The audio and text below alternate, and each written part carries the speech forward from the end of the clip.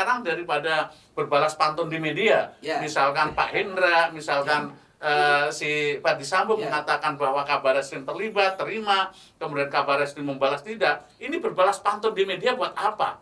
Ini saling membuka aib buat apa? Makanya yang bijak adalah Kapolri perintahkan itu untuk diperiksa terang-terangnya, sedetailnya, sehingga akan tahu siapa yang benar, siapa yang berbohong. Perang Bintang, gerbong-gerbongan juga saya melihat bahwa tidak ada satu program strategis yang dilakukan oleh beliau, lebih ngalir saja gitu ya. Nah, apakah hal ini bagus? Ya tentu tidak ideal ya, karena akan berpotensi untuk pertama makin besar damage-nya, saya mengutip kata-kata Mas Didi. Yang kedua, ya akan terulang lagi.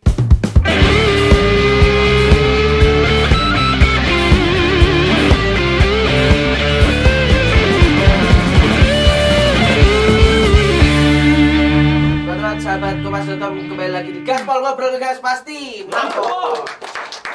Ya, tadi kita di sesi yang pertama, wah Vito, kita sudah membicarakan soal faksi di internal Polri ya. Bukan hanya faksi, melainkan juga perang gerbong bintang. Battle of Star tadi ya di dalam Polri ya. Nah, kita sekarang sudah sampai di sesi yang kedua. Kita mau mengenalkan lagi, wah, dua narasumber luar biasa.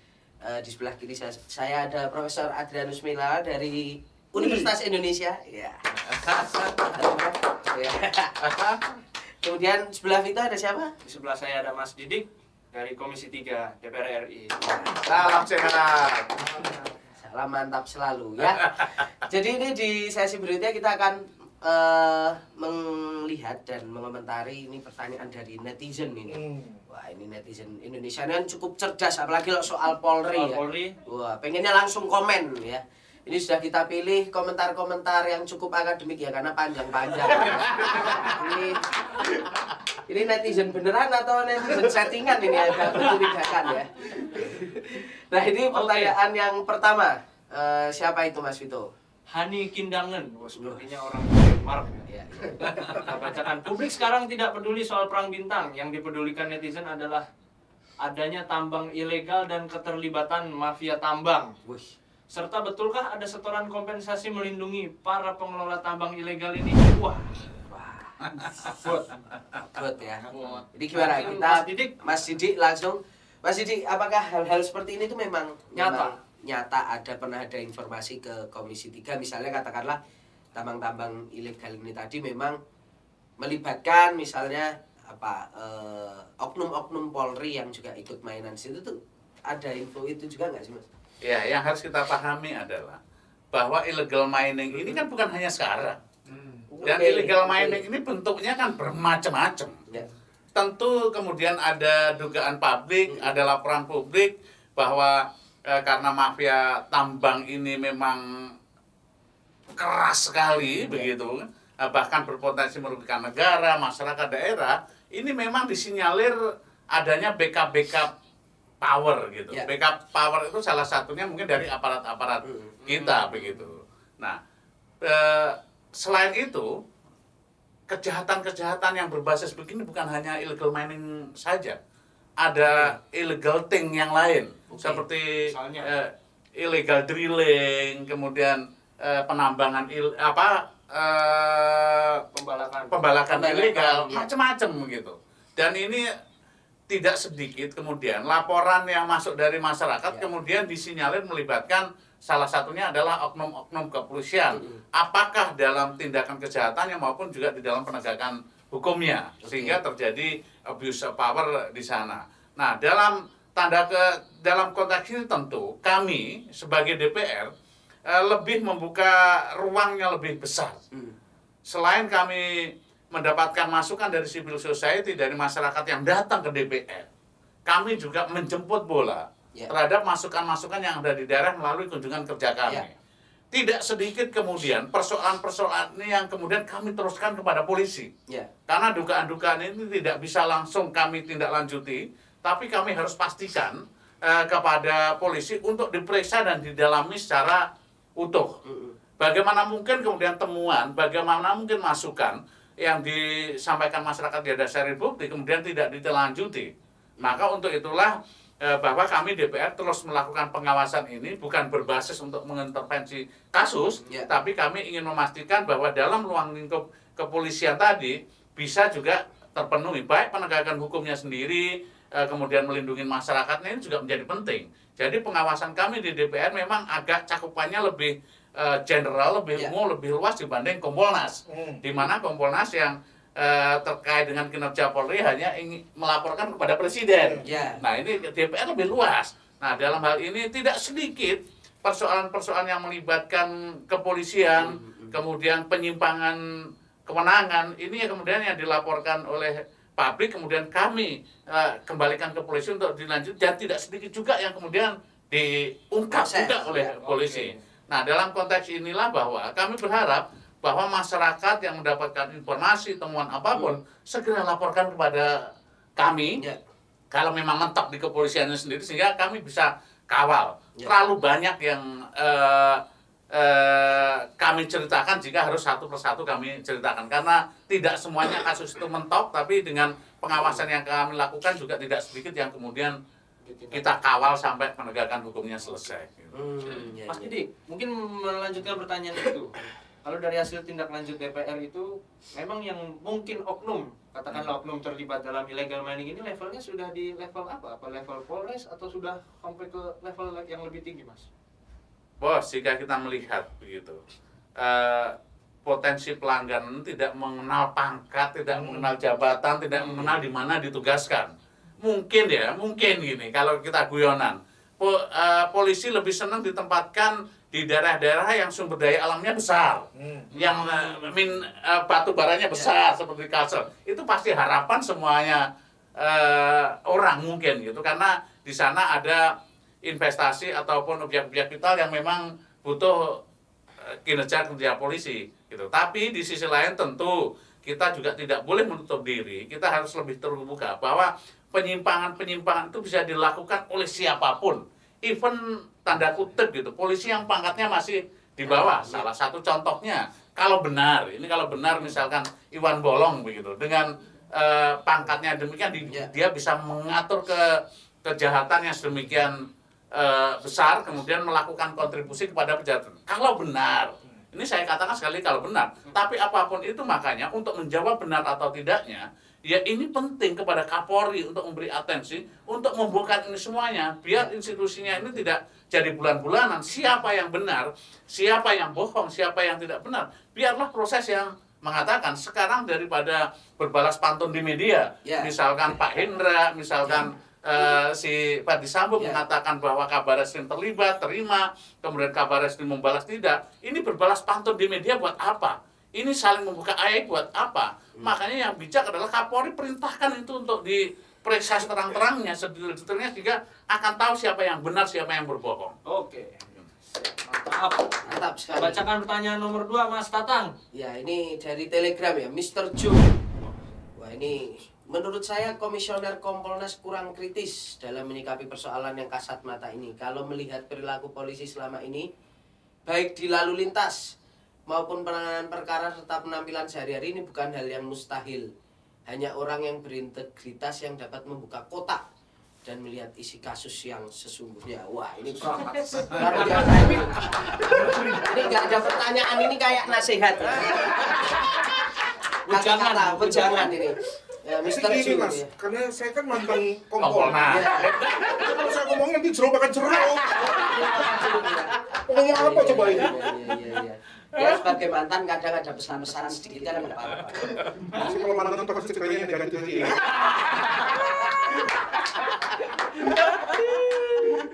Jadi memang Kompolnas ini semua serba nanggung. Iya, mau jadi lembaga pengawas, tapi kewenangan mengawasi nggak ada. Ya. Mau jadi lembaga yang ngubek-ngubek di dalam Polri, tapi dia tanggung jawabnya kepada presiden. Ya. Coba tanggung, Mas. Ya? Tapi ngomong-ngomong yang bikin Kompolnas juga sebetulnya Komisi 3. RWT. Saya sih mengharapkan bahwa Kompolnas kalau bisa ya menjadi pengawas dalam dua hal. Pertama, dalam hal kinerja kepolisian. Jadi dalam bahasa Indonesia Public Complaint Board. Tugasnya ngawasin pada level kasus. Si A datang dipukuli, diurusin gitu ya. Yang kedua adalah dalam rangka pengawasan kebijakan tadi, ya. Jadi kalau bisa Kompolnasnya bikin kebijakan, tapi kalaupun nggak bisa, maka Kompolnas berhak mengawasi kebijakan. Dalam hal apa? Anggaran misalnya. Polri tadi saya katakan adalah penerima APBN terbesar, ya kan? Lalu kemudian dibagi ke bawah-bawah gitu ya. Lalu gimana efektivitasnya? Gimana penyerapannya? Kalau penyerapan lalu kemudian nggak menghasilkan dampak, wah nggak boleh dong. Ya kan? Nah, siapa yang ngawasi? Kalau BPK tentu terlalu umum ya. Nah, yang ngerti bahasa polisi dan lika-liku Polri kan Kompolnas. Nah, maka sebaiknya Kompolnas punya kewenangan itu. Tapi sekali lagi terserah pada yang berkuasa ini. Iya. Political will-nya nanti diserahkan kepada Political will ini berkaitan sama pertanyaan Pak Subur. Ada di Pono ini bukan rahasia umum, institusi Polri sulit dibersihkan karena sapu yang digunakan kotor. Nah, kita harus menggunakan sapu model apa dan jenis apa ini? Ya, ini seperti saya katakan tadi, bahwa ini tidak bisa kemudian tugas tanggung jawab Polri yang sedemikian besar ini kemudian pengawasannya dilakukan kepada polisi sendiri. Karena memang kita harus membuka diri bahwa peristiwa-peristiwa ini, kemudian kejadian-kejadian ini juga tidak terlepas bagaimana kemudian ketidakoptimalan dan ketidakefektifan pengawasan yang terjadi di dalam. Justru yang terjadi tadi Prof juga sudah menyampaikan, justru di Propam itu adalah salah satu mekanisme pengawasan internal Polri yang ditakuti Polri. Justru yang tanda kutip melakukan penyimpangan adalah oknum-oknum yang ada di sini. Bayangin daya rusaknya seperti apa, damage-nya seperti apa. Nah, kalau saya mendorong, saya setuju dengan Prof tadi bahwa Kompolnas ini nggak jelas dalam tanda kutip terkait dengan pengawasan kinerja Polri. Saya sepakat bahwa kalau memang kita ingin bicara ke depan, memperbaiki institusi Polri ini, khususnya dari sisi pengawasan, maka ya sudah saatnya pengawasan ini harus melibatkan partisipasi yang lebih banyak publik, baik melalui partisipasi civil society maupun juga membangun sistem dengan dengan melibatkan akademisi. Apakah polanya kemudian melalui Kompolnas, kemudian ada restructuring terkait dengan tugas tanggung jawabnya, ya monggo, tapi fakta ini terjadi bahwa persoalan-persoalan di kepolisian ini sudah saatnya harus ditangani secara sistemik dan kemudian juga berkelanjutan. Tidak bisa dengan sistem yang sekarang ini karena terlalu banyak bolong-bolong yang kemudian bisa digunakan oleh oknum-oknum yang tidak baik gitu. Nah, seperti yang saya katakan ini saatnya lah kita sebelum membersihkan lantai kotor, mari kita bersihkan sapunya dulu. Biar menyapunya tidak membawa kotoran juga. Bolak-balik ya. Kotor lagi gitu ya. Nah, kita kembali ke diskusi sekarang Prof dan Mbak Didi. Ini sudah bukan netizen yang bertanya ya, tapi sudah yang lain ini ya. Pertanyaannya nambah terus ini ya. Iya. Ini nah kalau kita lihat tadi Prof soal faksi, perang bintang, gerbong dan lain sebagainya. Bagaimana Prof melihat, kalau tadi Prof kan juga mengatakan bahwa Pak Tito itu cukup ideal sebagai Kapolri. Tapi kalau Pak Sigit ini gimana? Apalagi konteksnya adalah bagaimana kemudian Pak Sigit mengendalikan perang bintang ini tadi.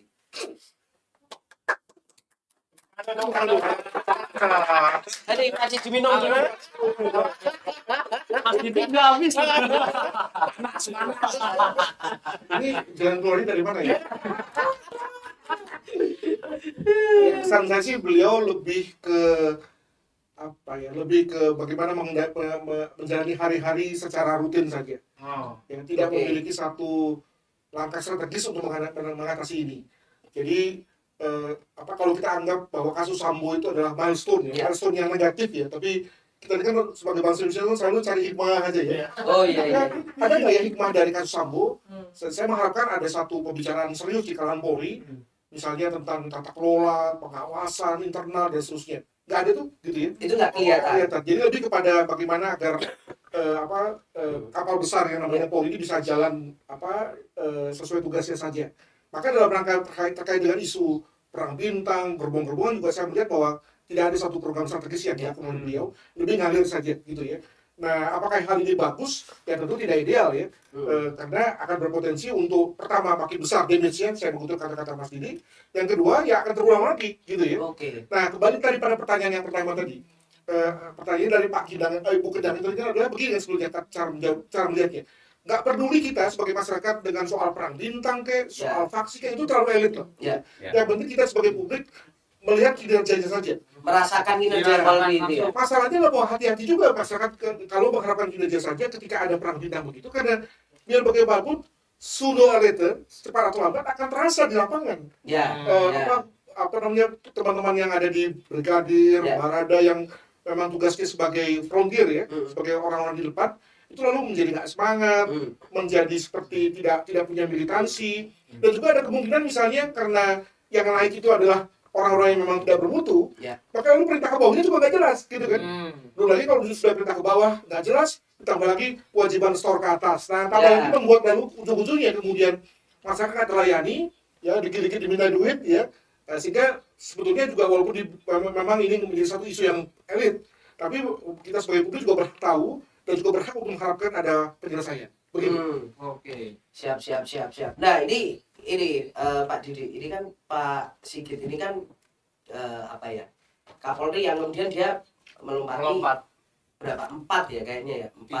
3 atau 4 angkatan gitu. Angkatan ya. Dan masih ada banyak jenderal bintang 3 yang sebenarnya masih lebih tua. Apakah ini juga jadi penghambat untuk tadi kalau dibilang Prof yang bilang tadi kan jalan aja Bukan gitu kan jalan kita, hari-harinya ya kan. Tapi tidak ada program-program yang cukup efektif untuk membenahi ini gitu. Apakah itu yang jadi salah tantangan juga Pak Didi? Ya, yang saya katakan ya, pertama adalah yang harus kita pahami secara umum adalah bahwa harusnya dalam pengelolaan atau manajerial di kepolisian tidak akan mungkin terjadi adanya faksi-faksi atau gerbong-gerbong jika satu, integritas dan dedikasi anggota Polri sendiri memegang teguh apa itu yang menjadi amanah undang-undang maupun peraturannya. Ya. Kemudian jika Kapolrinya juga paham betul bagaimana kemudian menegakkan yang namanya sumpah janji, kemudian teribratannya, catur prasteanya, di situ bahwa polisi ini bekerja untuk bangsa negara, tidak untuk bekerja untuk gerbong-gerbong. Nah, bekerja untuk institusi, tidak bekerja untuk individu-individu. Nah, inilah jika faktanya sekarang terjadi gerbong, terjadi faksi, saya katakan bahwa PR besar Kapolri ini.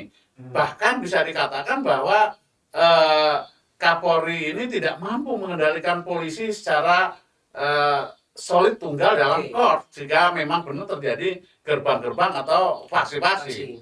Nah, karena kita lihat jika kita bicara gerbong faksi, latar belakangnya apa sih? Terjadi faksi, terjadi gerbang, apakah kepentingan praktis, pragmatis, kepentingan individu, kepentingan kelompok, kepentingan orang lain, kepentingan jangka pendek, jangka menengah, jangka panjang.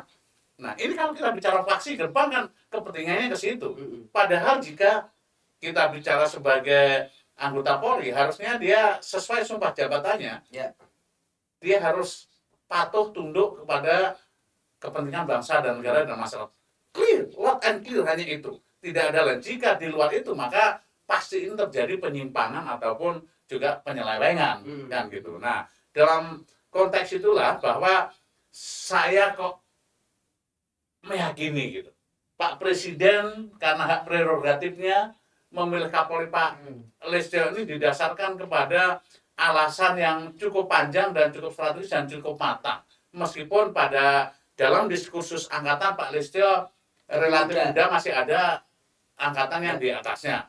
Nah, dulu sama ketika dilakukan fit and proper di Komisi 3, kami ingin melakukan pendalaman.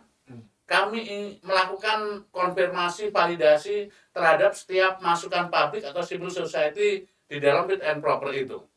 Nah, dulu Pak Listio juga menyampaikan bagaimana membangun kepolisian yang presisi. Ya, kami bisa mengerti, kami bisa menerima ini program yang relatif bagus gitu. Tapi kami juga berpikir dulu ketika Pak Listio ini ditunjuk Pak Presiden, ini bukan biasa-biasa saja. Ini pasti sangat luar biasa. Nah, harapan kami juga ketika menjadi Kapolri, kami tidak ingin berharap melakukan rutinitas biasa tugas Polri. Kami berharap bahwa polisi ini, Pak Listio ini bukan hanya menjalankan tugas seperti business as usual. Ini harus membuat terobosan-terobosan, harus membuat langkah-langkah yang lebih baik lagi. Tapi faktanya sekarang banyak ujian yang harus diterima oleh kepolisian secara institusi atau kelembagaan dan juga harus diselesaikan oleh Pak Listio. Kita berharap bahwa Pak Listio akan membuat terobosan-terobosan yang cukup bagus, yang cukup strategis ke depan agar Polri ini betul-betul bisa merepresentasikan sebuah aparat negara, aparat penegak hukum yang menjadi pelindung pengayom masyarakat yang seutuhnya. Oke. Siap. Kalau Prof sendiri gimana Prof melihatnya? Faktor Sependapat, lebih Pak. muda. Tidak, karena pada waktu era Tito kan juga dia juga melompat. Ya. Kalau nggak salah 3 dan 4 angkatan juga begitu. Jadi soal itu sih menurut saya bisa ditepis. Nampaknya beliau juga ada beban dengan apa ya, sebutan bahwa beliau itu kan pernah menjadi mantan ajudan Ya. dari Bapak Presiden sehingga ya pada satu sisi itu menjadi modal terbesar, tapi juga di pihak lain lalu menjadi hal yang mempengaruhi legitimasi gitu ya. Nah itu yang pertama. Yang kedua, sebetulnya ketika dia sudah jadi Kapolri dia sudah punya power sepenuhnya begitu ya. Nah di sini mungkin memang soal gaya ya yang memang beliau tidak terlalu berani kelihatannya untuk pertama melakukan sesuatu yang bersifat cepat. Terbukti misalnya pada waktu kasus Sambo kan banyak sekali berita yang mengatakan bahwa dia didesak. Kalau saja langkah beliau menonaktifkan Sambo seminggu sebelumnya saja itu lalu perkembangan kasusnya sudah beda gitu ya. Nah yang kedua juga dalam rangka memutasi berbagai misalnya Kapolda yang bermasalah misalnya gitu, itu juga kelihatan sekali beliau tidak cepat ya. Mungkin lebih kepada tadi yang penting alon-alon asal tenang saja misalnya begitu. Nah maka kalau itu saja tidak bisa dilakukan dengan cepat, maka hal-hal yang bersifat lebih strategis seperti yang tadi saya katakan dan juga tadi didukung oleh Mas Didik, apalagi gitu ya, itu menurut saya mungkin agak berat ketika dilakukan oleh beliau. Dewasa ini misalnya Pak, atau pada hari-hari ini Polri tengah menyusun Rencana Polri 2035. Di mana sekarang sudah masuk pada ya pertengahan lewat lah gitu ya. Nah, ada satu janji dari Polri dalam rangka itu adalah strive for excellence, yang berjuang atau menuju ke excellence, situasi yang hebat gitu ya. Nah, kita ukur aja gitu ya, apakah memang sudah mencapai excellence tersebut atau tidak. Dan yang lebih penting lagi adalah bahwa agar kemudian langkah-langkah ini dianggap sebagai langkah yang memang memiliki justifikasi publik, maka apa tidak sebaiknya misalnya sebagai satu langkah strategis beliau adalah membuka atau mengundang publik untuk membicarakan hal ini ya, menjadikan itu satu isu publik ya, sehingga ketika kemudian lalu ada apa-apa publik juga bilang oh ya udah memang kami udah ngomong gitu ya. Kalau sekarang kan enggak, sekarang apapun yang dikatakan Polri publik bilang ya, silakan dah gitu ya.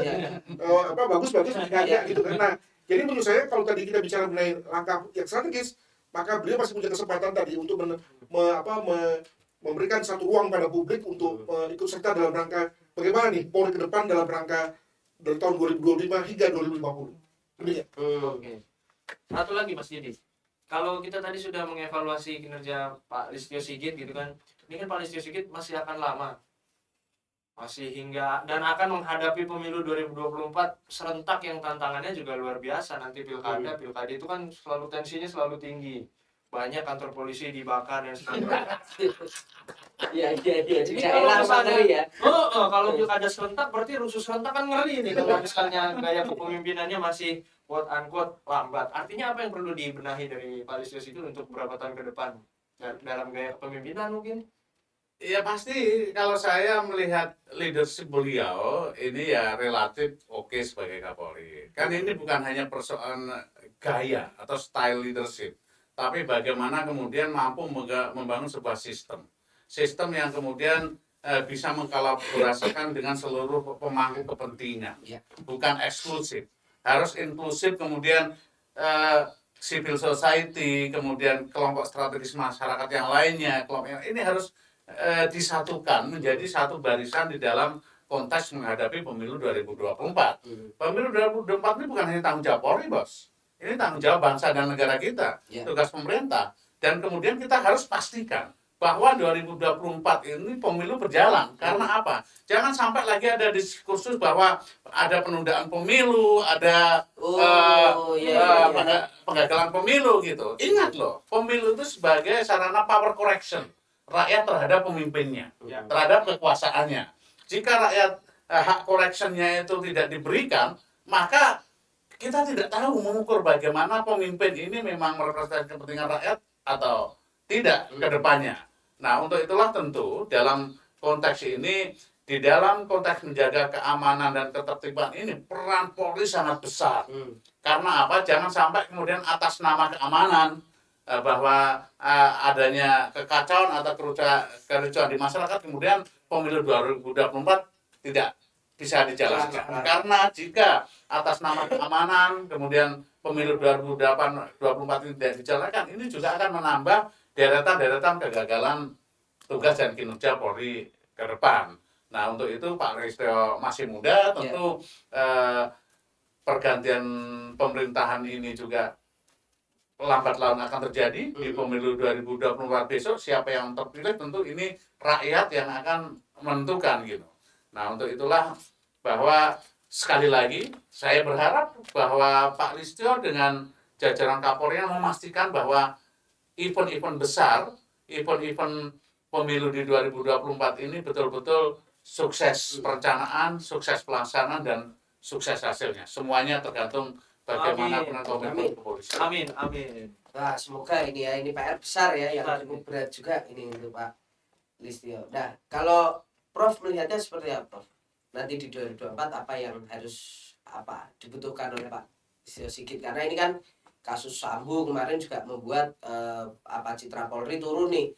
Kemudian nanti di 2024 harus mengawal pemilu dan lain sebagainya. Apa yang menjadi PR besar dan apa yang harus langkah signifikan yang harus dilakukan oleh Pak Listio Sigit? Jadi terkait dengan program-program yang terencana, mana sih Polri gagal? Oke. Bahkan yang nggak terencana pun juga, contoh misalnya menghadapi COVID, perintah presiden jalan betul gitu ya. Jadi sesuatu yang bersifat organisatoris, massal itu umumnya Polri oke. Dan kenapa bisa begitu? Karena itu pada saat itu Polri keluar dengan full speed loh, gitu ya, gaspol sesuai dengan acara ini ya. Jadi Polri keluar dengan tidak hanya Kapolrinya tapi juga lalu kemudian dengan segala perangkat gitu ya. Nah, kalau kita lihat pada kasus Sambo, kasus Teddy, itu kan sesuatu yang membutuhkan pertama kecepatan. Ya. Yang kedua adalah saya sebut sebagai visi pribadi dari sang pemimpin, ya kan? Untuk misalnya PTDH apa bukan, gitu ya? Pakai apa enggak, gitu ya? Lalu kemudian yang ketiga ganti apa tidak? Itu kan sesuatu yang adanya pada pimpinan tuh, gitu ya. Tidak bisa diserahkan pada asisten, gitu ya, harus dia, gitu ya. Dan situ lalu kemudian kita melihat secara umum beliau cukup lambat, gitu ya. Moga-moga ini memang ada satu pertimbangan yang memang cocok untuk itu sehingga lalu kemudian tidak perlu cepat-cepat. Gitu ya. Nah, maka pertanyaan ke depan adalah apakah pada saat menghadapi pemilu akan ada banyak momen-momen yang membutuhkan kecepatan, membutuhkan ketajaman dalam rangka bertindak. Nah, ini dia nih. Maka karena kita semua belum pernah mengalami situasi pemilu serentak, maka wajar juga dong kita berpendapat bahwa akan ada hal-hal yang betul-betul out of the box ya. Kita nggak pikirkan, dan ketika muncul, lalu Kapolri bilang apa? Nah, gitu ya. Nah, disitu lalu kemudian kita berpikir, betulkah bahwa memang Kapolri yang sekarang ini adalah Kapolri yang tepat menghadapi kemungkinan adanya hal-hal yang bersifat sudden ya, tiba-tiba, dan perlu ada satu kecepatan dalam rangka meresponnya. Nah, ini pertanyaan, ini bahasa saya bahasa diplomatis ya. Iya. Siap. Nah, kita ke Pak Didik. Pak Didik melihat ada banyak kasus yang kemudian jadi tantangan Pak Listio Sigit ya, mulai dari kasus kematian Brigadir Yosua kemarin melibatkan Ferdy Sambo dan lain sebagainya, belum selesai Kanjuruhan. Terus sekarang Teddy Minahasa dan lain sebagainya. Melihat tantangan-tantangan itu kan ke depan di 2024 nanti atau ke depannya nanti, apakah mungkin ini Pak Listio Sigit ini akan dipasang sampai pensiun atau justru nanti akan ada pergantian? Pergantiannya itu bisa jadi apakah setelah Pak Jokowi ya kan lengser, atau justru malah menjelang pemilu mungkin Pak Jokowi bisa melakukan pergantian, kalau dugaan-dugaannya aja. Saya bukan dukun loh. Tapi secara politis Iya kan Tapi penerapan gini, canggih. ini yang saya harus katakan ya. Polisi ini adalah institusi dan kelembagaan yang sangat luar biasa.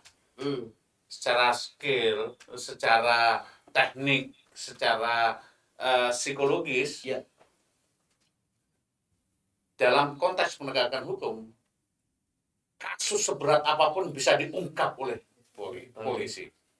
Kasus-kasus publik yang kemudian sulit, yang menurut akal sehat kita sulit untuk diungkap. Ya. Nah, sekarang polisi diuji oleh publik. Ketika kasus ini melibatkan oknum internalnya, kepiawaian polisi ini dipertaruhkan.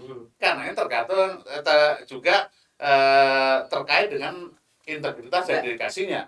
Jika polisi atau kepolisian secara institusional di dalam mengungkap kasus-kasus tindak pidana yang melibatkan oknum-oknum anggota Polri ini tidak tuntas, tidak terbuka, maka ini akan menjadi pertaruhan besar kepolisian terhadap publik gitu.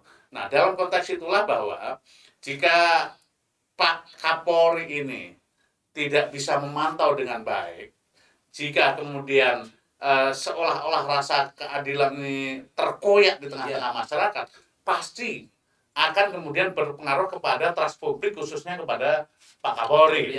Nah, ketika terjadi itu, pasti juga ini secara politik, Presiden sebagai atasannya langsung, pasti akan melakukan penilaian yang objektif. Nah, terkait dengan diganti atau tidak, ya tentu saya tidak bisa masuk ke sana karena ini seleranya sangat terbatas di Pak Presiden. Ini prerogatif. Kalau prerogatif itu ya alasannya tergantung Pak Presiden sendiri. Karena apa ya tergantung beliau. Ini hak konstitusinya beliau gitu. Makanya saya berharap dulu kami menduga-duga bahwa Pak Listio ini diajukan Pak Jokowi karena punya kemampuan yang jauh di atas rata-rata dari anggota kepolisian yang lain, atau setidak-tidaknya punya visi misi dan punya keunggulan komparatif dengan yang lain-lain di kepolisian. Nah, kita tunggu saja hingga saat ini Pak Listio masih dihadapkan kepada persoalan internet. Siapa tahu besok lusa ke depan Pak Listio punya terobosan-terobosan yang sangat mengagetkan kita semuanya untuk perbaikan Polri. Amin lagi. Amin. Harapan dan doa ini ya. Seperti tausiah ya. Iya. Oke. Prof, mungkin kita kembali ke soal Perang Bintang. Kita udah dulu bahas Kapolrinya. Tadi kita bicara bahwa soal Perang Bintang, soal kasus-kasus internal ini melibatkan oknum-oknum, walaupun itu tidak terlepas dari problem institusional gitu, banyak bolongnya. Artinya ini bukan hanya soal oknum, tapi juga ada problem kelembagaan. Artinya ke depan kalau kita bisa bermimpi atau utopis tadi, Prof, kita desain kelembagaan Polri yang seperti apa yang ideal untuk mencegah bolong-bolongnya tadi? Saya kira ini pertanyaan yang baik ya. Jangan-jangan ada pertanyaan yang baik di sini ya. Biasanya panas semua ya, Prof. Terus kayak begini, kalau kita mau sekedar terapi cepat, gampang, ya kan? Tapi kalau kita mau bicara mengenai perubahan yang substansial, maka tentu perlu ada beberapa hal. Jangan lupa bahwa dalam rangka SDM itu kan ada 5 tuh. Ada fase rekrutmen, pendidikan, lalu ada penempatan, pelatihan, dan terakhir pengakhiran. Ya kan? Nah, kita mulai dulu dari fase rekrutmen.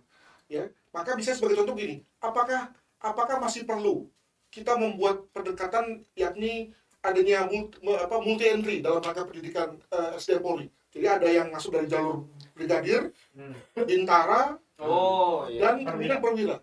Kalau kita melihat pada negara-negara maju, semua dari bawah semua tuh. Dari bawah, begitu kemudian dia adu di lapangan, yang baik kemudian lalu masuk perwira. Nah, jadi tidak ada privilege. Ya, kasta itu nggak ada gitu ya. Apalagi karena sekarang ini ada berita bahwa kasta ini lalu adalah anak dari kasta yang lain, yang kasta Polri juga. Jadi dinasti juga dengan begitu. Nah, bagaimana kita mulai dari awal? Itu kan suatu terobosan kan. Agar kemudian kalau kita bisa melihat brotherhood semua. Jangan brotherhood hanya pada angkatan itu saja, tapi brotherhood semua, gitu ya. Nah, yang kedua mengenai pembentukan. Sekarang ini saya masih ada orang yang enggan masuk ke Intel. Kenapa? Capek, kering. Orang masuk kepada Brimob. Kenapa? apa namanya Ada keras, duitnya, ada gitu duitnya, ya. berbahaya, bisa mati gitu loh. Ini pendekatannya lebih pada preferensi, didukung lagi dengan memo.